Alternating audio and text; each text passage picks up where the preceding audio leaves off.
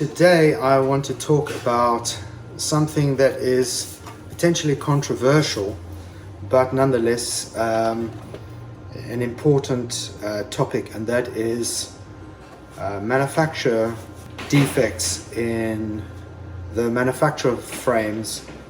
We see them here when it's already too late and something has failed, and in most cases where there are manufacturer failures in carbon structure, normally it's a very alien looking fracture for many reasons, one of which I'll show you here in a second. But I just want to be super clear that this has happened on one particular brand, and that doesn't mean to say that this brand is suffering from quality failure, because we've seen it across the board. There isn't a brand that we haven't come across where there's been a potential issue, big or small, at some point in our experience with those particular brands. So let me be very clear about that. On this particular frame, the down tube has had a rather interesting fracture right through the middle of the down tube. And the fracture itself is what is attracted my attention, and certainly the attention of my inspectors, to call me in to have a look at this particular one. And as you can see, there is a very straight geometric fracture line. There's no deviation off that. Now, one could say, well, that can happen across the carbon, but no, it doesn't. I've never seen in my lifetime, I've never seen a windshield fracture that is absolutely straight. It always deviates. So this was what attracted the inspector's attention to review what could have occurred here. Now, certainly when we see deep bonding of tubes where the manufacturer has bonded, say, a tube to a bottom bracket or whatever, there can be a similar line across the paint, which means that the epoxy has just come free, and we'll make repairs there as necessary. But this one's unusual because it's right in the middle of a tube where there has been no interference at all in this area. So this leads us to think as to why this could have occurred in the first place. Could the carbon have fractured on its own in this area and in a straight line? Because you can see the top of the fracture is straight, but if you look on the side, you'll see that it's jagged, which is more in character with the fracture. And you can see at the base, we can see that there is a clear fracture line, which is fairly straight, but certainly more jagged than the top bit that we're showing. And there again, on the other side of the down tube, is a very erratic fracture line, which is normally what we see. Usually what happens in this case is that the pre-preg layers that have been applied to the mold have a plastic film in them, and this plastic film sometimes can be left in the mold. They will use some device or other to maybe pull that plastic off the carbon. In this case, I think what's happened is they've probably used a sharp blade of some kind to try and pull it out or cut it, and as a result has cut through all the carbon layers, or certainly many of those layers, in order to relieve the plastic. And this is a little bit like having a house that doesn't have a interlocking brick face. When you do an extension on a property, you would remove some of the bricks and then interlock the bricks in order for a bind to take place. But when you cut it across that, or in the case of a house construction, and you just use cement between the two bricks, there's really not much structurally holding those two parts together, which is what happens here. The problem with resins is after you've cut it, you might be able to see it quite clearly there, but once it's cured, the resin flows back in and it all looks uniform. And this is a very dangerous thing, because as you can see here, this is a fairly catastrophic failure. So we'll go in and have a look and see what happened here. But I can honestly say in the last 12,000 frames that we've had in here, this is only the second one we've seen, or second or third one we've seen. So it's not like it's a big deal and the alarm bells need to go off. It's not. It's just that sometimes these things happen, and I just want to show you when you see a very, very geometric fracture line in your tube. Usually that would be on the bonded area of a lug or in the middle of a tube. Then you need to take it to a carbon repairer to analyze. Certainly, warranty departments, in my experience, wouldn't necessarily know what has occurred there and might blame the rider for an incident, in which case you need to come and get it analyzed at a carbon repairer who would be able to see this more clearly.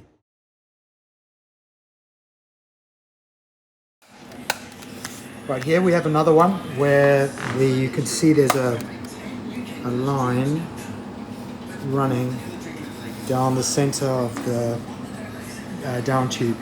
Now this again is not isolated to this particular brand, but for some reason the seam line in the mold has failed and has split the tube down the middle. Now this bike was replaced by the manufacturer, so it is deemed to be a manufacturer flaw. So we've just ground in there to see what we found, and we can see there is it looks like a dry spot in there. The bladder hasn't pushed up enough pressure onto the internal laminate, and obviously has been a bit too dry at the same time. So yeah, another interesting one. We don't often get to see these, so this is why I'm sharing with you. But again, it is not endemic to this particular brand. We've never had any one of these come in other than this one.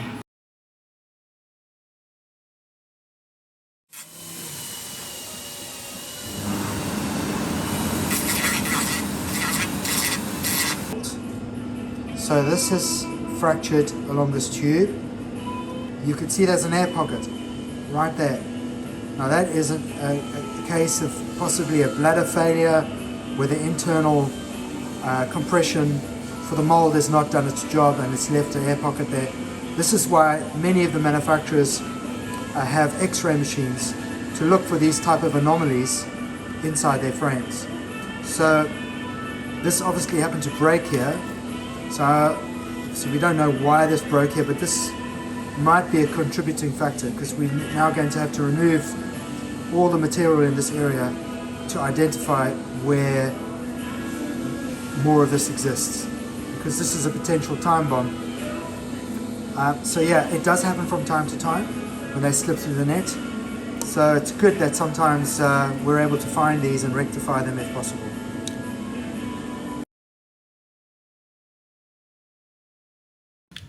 If you suddenly have, without a taper, material ending, particularly where this central area of the steer is supposed to flex between the two bearings, one bearing there and one bearing there. When you apply pressure to the fork, you basically are bending this, it flexes, yeah? The forks themselves don't flex.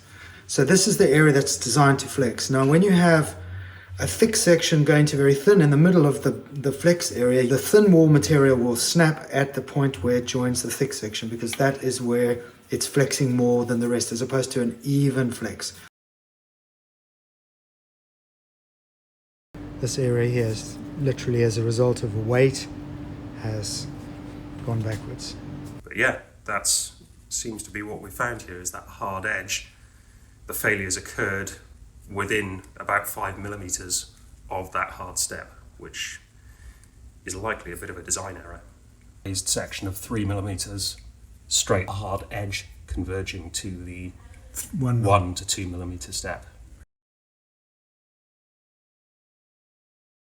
I believe that there should be a taper of material on the bottom of the lug of this solid area of carbon into this hollow section. There should be not a square corner, but a radiused section tapering to at least another 10 centimeters in. That's what I'd like to see.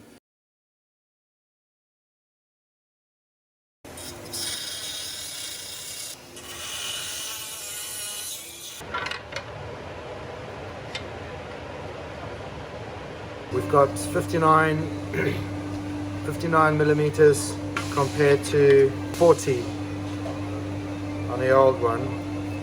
I feel much happier with this than the other fork. So good job, guys. I want to show you the difference between two frames, the ultralight frame and a standard carbon frame, in the way they're constructed. Once we've ground through the carbon, you can see the differences, and I want to highlight those to you. Now, these are important because you should simulate the wall thickness, the densities of each particular repair you do, so that you don't add anything new to that repair. Now you can see on this frame, this is not the high density frame, the light frame. This is a standard carbon frame, and you can see the wall thicknesses. I'm going to try and point here. You can see the thickness of the carbon layer is there's a resin layer between the carbon walls. It's fairly thick. It's compressed, but not overly compressed to make this bike super light. Now we'll go to the bike in question, and you'll see a totally different scenario. Here you can see how tightly packed the carbon layers are. I'm sorry, I'm trying to keep this steady as possible. Many more layers and much more tightly packed. Much less discrepancy between the lines, whereas you've got silver and dark, but these are carbon layers with hardly any resin showing through on this particular frame. This frame is what we call a high compression mold with many more thinner layers, as opposed to that where you've got thicker layers, impregnated carbon, thicker layers with so less layers but thicker with more resin.